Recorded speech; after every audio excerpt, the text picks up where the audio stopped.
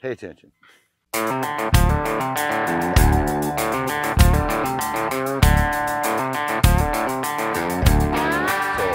you come to my sale and you want to look at a bull, first thing you better look at is their feet.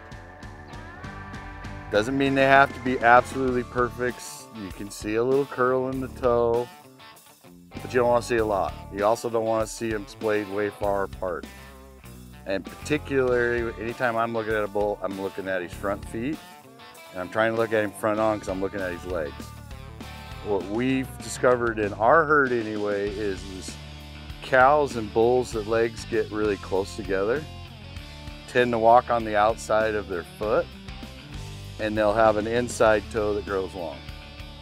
So we have been picking bulls and genetically selecting to widen that out, put a little more chest into them, and get those feet out there where they're walking on them evenly. And in the back, you're wanting to watch them walk.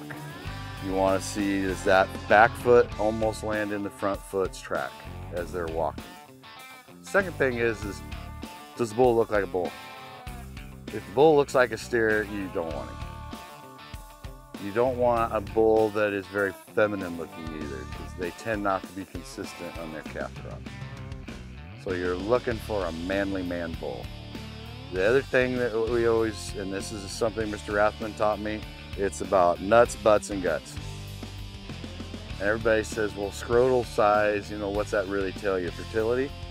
I don't see a correlation between fertility and scrotal size, but what I have seen is your better breeders, the ones that'll go out and cover ground if you're running in big range, tend to have a little larger scrotal. Flip side to that is they can also tend to bring a little more attitude with them. So you gotta know what you can live with. And most big range guys can handle that. Big guts. The more spring in that rib, the wider the rib cage, that tells you that their stomach is set up to take in a lot of poor, dry grass forage and turn it into protein. They're eating machines. They can stuff lots of stuff in and get the most out of it and get rid of it.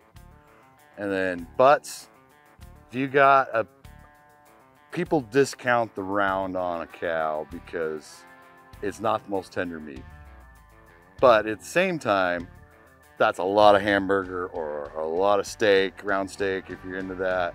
That is the biggest chunk of muscle right there. And it may not be the most income creating piece of muscle, such as the ribeye is, but that's still a lot of money right there.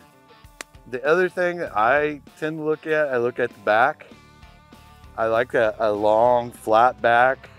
As a good friend of mine, he likes one he can set a beer on, and it ain't gonna fall off.